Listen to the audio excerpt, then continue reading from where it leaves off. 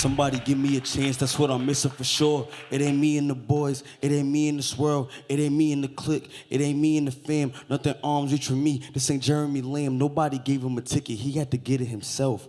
On the road with my dukes, even before I was 12, I was declining them deals. I was scared to get shelved, thinking about ending it all when I was all by myself. You see a smile of funny ways when you look at me. But never ask if I'm okay, don't go off what you see.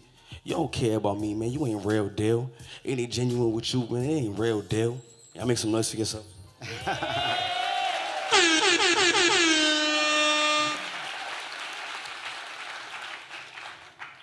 You know, when I was 9 years old, my mom had made a deal with this kid who was about 15, probably 14 and a half, that if he does the rest of his time, because he was on the run at the time, in a training school, she'll adopt him and take care of him, help him get back on his feet. And at the time, his mom was incarcerated, and his father was incarcerated as well, so he was just on the streets. So when he got out, my mom and daddy took him on a shopping spree. They got him a phone. They did all these things for him, right? And they brought him to DL2022 Youth. And I remember my mom, like, I was glued to her hip, so she was like, you gotta come with me to the interview, right? So we went to the interview for him, and I'm there on the side, and I remember there was these two girls, right? And it was Angel and her sister. They had like this big hair. They was dressed like they was about to start dancing right in front of us. They're like a duet. They're like salt and pepper. That's what they look like to us.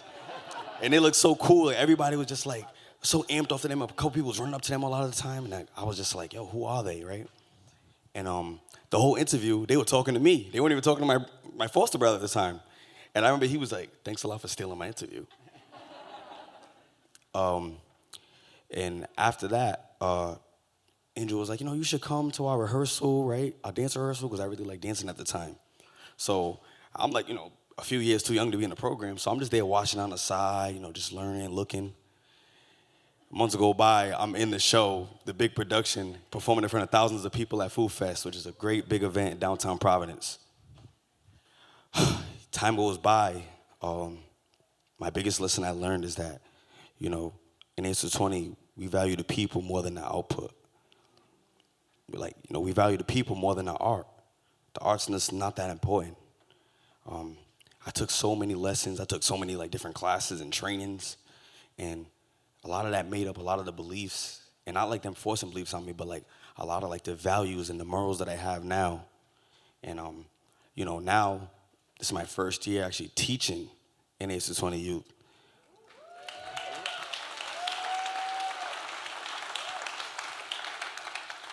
And I got to see, firsthand what it was like, helping youth, work on their performance skills, their writing, their presentation.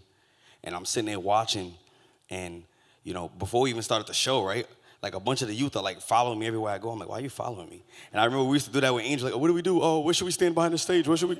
They're all following me. They're, looking at me. They're asking me if I look down. How does my shirt look? How does this look? And I'm like, you're good, you're good. But I'm like, why? I didn't realize it. And then when the show was, going on, my guy Salo was like, do you understand how that feels now? So I'm like, wait, what? And then I'm like, wait, I'm not even gonna be performing. I was kind of mad. I'm like, I want to perform, but I wasn't. It was the youth performing. And then I'm like, wow, I'm not taking credit for the work that they did, but it's like, wow, I really helped them. I really, and I pat myself on the back, not being a narcissist or anything like that, but I had to give myself flowers, It was very rewarding, very rewarding. And when I learned from Angel, one of my favorite things I really learned from Angel and Janae was really loving being black. And that's what we learned in the studio. We love being black. And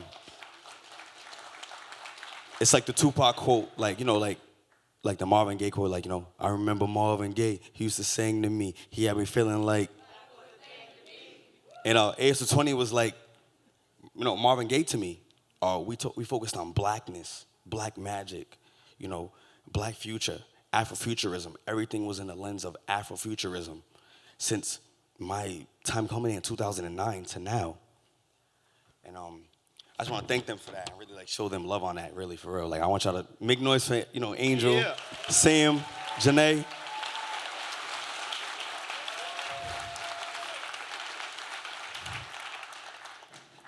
And we wrote from the lens of pain, love, healing.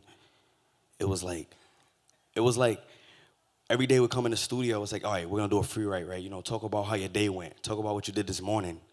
And like, you know, some of us, we would be having the worst day, we didn't even realize it. And some people get emotional writing, have moments where, we're storming out the room, we're fighting with each other, fighting with staff members fighting with you. It was like a lot. But at the end, when we would do our big theater pieces, our big performance pieces, all of us would be back being friends again, hugging each other, showing each other love. And we always started and ended with art. We always started with a free write. We ended with a performance. We ended with writing because that's what we was there for. That's what we was working on. That's what we were learning. And right now, I'm learning from youth around me. I did my first time teaching. This was about 3 years back. My first time teaching in a summer class, and I only had 3 people come to the class every week. And it was one kid who he used to come all the time, or he used to always come, and he never wrote a song before. He just signed up. And then I see him a year and a half later, and he's like, yeah, I'm working on my album. And I'm like, and we were the same age. And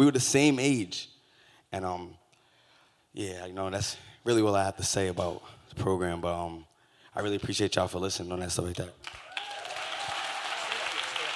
I got one more round. I shed tears for a week straight. I had a lot of things on my plate. I was heading down a dark road, at the same time trying to be great. I was going up and I was scared to move, like I was walking up them crates. I'm trying to grow into a better man, but I still got those traits going through the motions. I wish I could sink into the waves, into the ocean. I can't put my pride aside and show all my emotions. Every time they see me, I be smiling, I be joking. Will I make it out the struggle? I'm just hoping.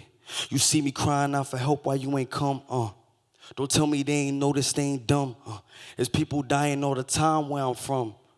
I'm just praying to Allah that I ain't one. Make some noise, y'all. Appreciate it.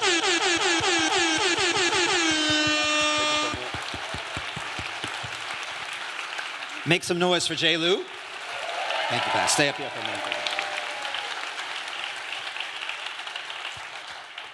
minute. We want to thank you all for going on this ride with us. It's been amazing for us just to get to connect and dig into these memories and really think about what we're sharing with you all. I want to thank Michelle and the High Tech High GSE team, the Deeper Learning team, the student ambassadors, everyone who's working on that, on this, for giving us that opportunity, and all of you for jumping up and rhyming and really engaging in it with us. The deepest learning happens through relationships. Thank you.